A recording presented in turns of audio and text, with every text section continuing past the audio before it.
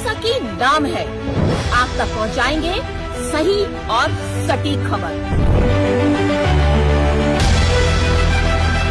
जनता की सुननी है और सरकार को सुनानी है। ये है आई ऑफ ट्रुथ। नमस्कार दोस्तों, आप देख रहे हैं आई ऑफ ट्रूथ और मैं हूं आपके साथ अनुज जैन रोहतगी।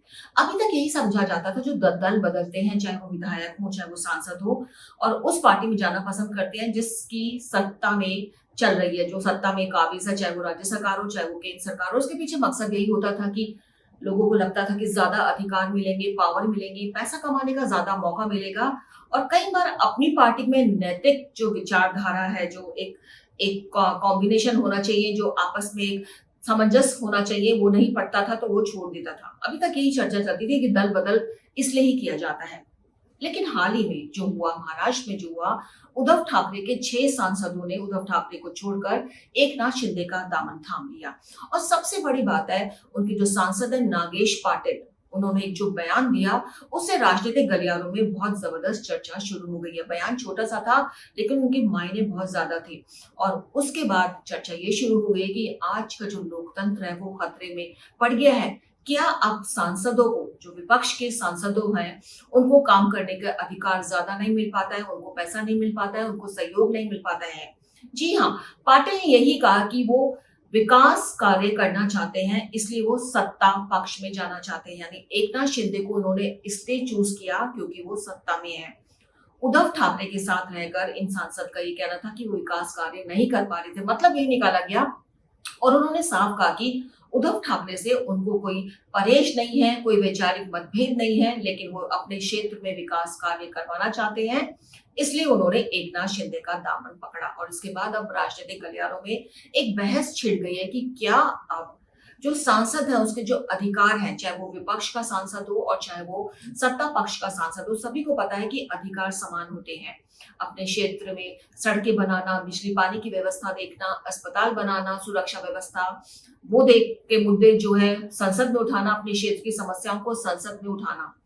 तो पाटिल जी के इस बयान से ये लगने लगा, क्या ये ऐसा हो रहा है कि विकास कार्यों में कोई ना कोई प्रॉब्लम आ रही है इन सांसदों को जो विपक्ष में है, जिनकी सरकार राज्य में नहीं है? और एक बड़ा प्रश्न जो है, चर्चा छिड़ गई है कि लोकतंत्र क्या खतरे में है?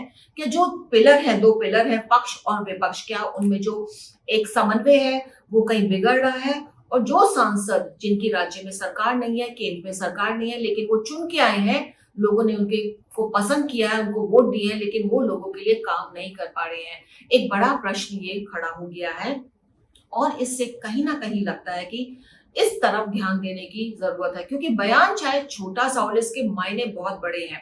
अभी तक जैसा कि हमने यही कहा, यही बताया कि दल बदल का जो करते थे विधायक नेता, उनके पीछे कई रीजन होते थे, लेकिन एक रीजन जो विकास कार्य की बात करी, वो एक रीजन एक खुल करके उन्होंने कहा है। और ये मतलब यही निकाला जा रहा है कि अपने क्षेत्र में विकास कार्य करने के लिए उनको अधिकारियों से या तो सहयोग नहीं मिल पा रहा है, पैसा ज्यादा समय पर नहीं मिल पा रहा है, तमाम तरह की अटकलें जो है लगाई जा रही है कि इस बयान का मतलब क्या है।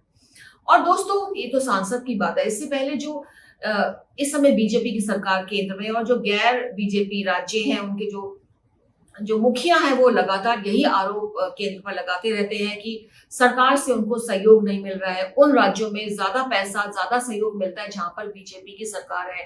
सबसे पहले टीएमसी की जो मुखिया है ममता बनर्जी, पश्चिम बंगाल की पूर्व मुख्यमंत्री रही है, लगातार उनका केंद्र सरकार को 2 मुद्दों पर वो लगातार घेरती रही अपने कार्यकाल में। एक तो जीएसटी को लेकर वो लगातार यही कहती थी कि हम पैसा ज्यादा देते हैं केंद्र सरकार को, लेकिन हमको रिटर्न में ज्यादा टैक्स नहीं मिलता। जो मनी इकट्ठा कर रही है सरकार, वो पूरा हमको नहीं देती है। और दूसरा, मनरेगा को लेकर जबरदस्त आरोप ममता बनर्जी लगातार केंद्र सरकार पर लगा रही थी कि उनका पैसा रिलीज नहीं किया जा रहा है। जी हाँ, ये केंद्र सरकार की योजना थी, अब तो इसमें काफी फेरबदल हुआ है, लेकिन अपने टाइम में ये केंद्र सरकार की योजना थी। और ममता बनर्जी लगातार यह आरोप कर लगाती थी कि उनका पैसा टाइमली जो है नहीं दिया जा रहा है, रोका जा रहा है।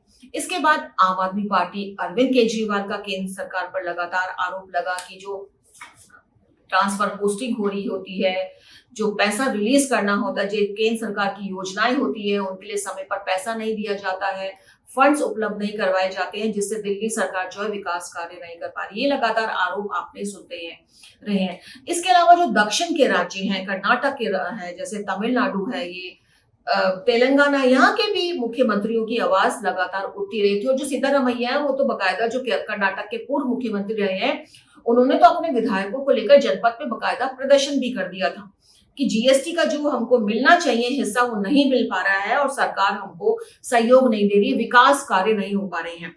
तो सरकारें तो लगातार आरोप लगाती रही हैं, लेकिन जो पाटिल जी ने एक मुद्दा नया खड़ा किया है कि सरकार तो क्या, जो सांसद है उनको भी जो विकास कार्य करने के लिए सत्ता पक्ष का दामन पकड़ना पड़ रहा है।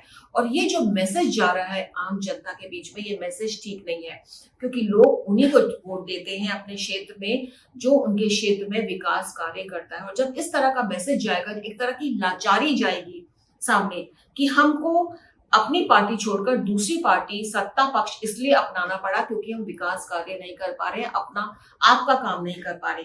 तो ऐसे में जो वोटर्स है वो भी ये सोचकर वोट देगा, वो उस आदमी को वोट नहीं देगा जो जिसने अब तक उसके क्षेत्र में अच्छा विकास कार्य किया है, बल्कि वो उस व्यक्ति, उस नेता को वोट देना पसंद करेगा जिसकी राज्य में सरकार बनने की उम्मीद है। और ये ट्रेंड बिल्कुल अच्छा नहीं है। ये विपक्ष जो एक कहते हैं लोकतंत्र में जो है, लोकतंत्र तभी मजबूत रहता है, और उसको हम बार बार हम जो भी प्रोग्राम करते हैं ये जरूर रिपीट करते हैं, किसी भी देश में लोकतंत्र तभी मजबूत रह सकता है जब उसका पक्ष और विपक्ष दोनों मजबूत हो। लेकिन जिस तरह का सिनेरियो चल रहा है उस पर चिंता व्यक्त की जा रही है। जिस तरह से बंगाल में टीएमसी सरकार चली गई, उसके बाद उसके एक एक करके जो विधायक हैं टूटने शुरू हो गए, पार्टी टूटनी शुरू हो गई, सांसद टूटने शुरू हो गए। इसी तरह से महाराष्ट्र में हमने देखा जिस तरह से सांसद टूटे, विधायक टूटे, और अब पंजाब में भी इस तरह की हलचल शुरू हो रही है कि विधायक टूट रहे हैं, सांसद तो पहले ही टूट गए थे, विधायक टूट रहे हैं। तो ये जो ट्रेंड शुरू हो रहा है ये सच में एक चिंता की बात है और इस तरफ ध्यान देना है।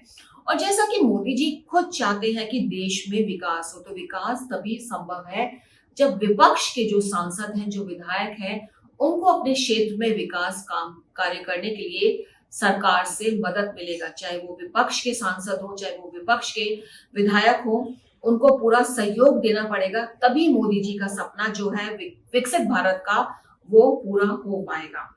तो ये अहम मुद्दा था दोस्तों, हमको लगा इस पर बात जरूर की जाए। बयान सामने आया है, लगातार चर्चा हो रही है, लेकिन लाइमलाइट में नहीं आ पा रही है ये चर्चा। लेकिन ये अहम मुद्दा है जिस पर ध्यान देने की जरूरत है कि विपक्ष के जो सांसद हैं, विधायक हैं, उनको भी समय पर पूरे अधिकार मिले, पूरा उनको फंड मिले, पूरी सुविधाएं मिले, जिससे कि वो अपने क्षेत्र में विकास कर सके। क्योंकि सपना वही होना चाहिए, काम से मतलब है, नेता चाहे किसी भी दल का हो, आम जनता को अपने क्षेत्र में काम से मतलब है।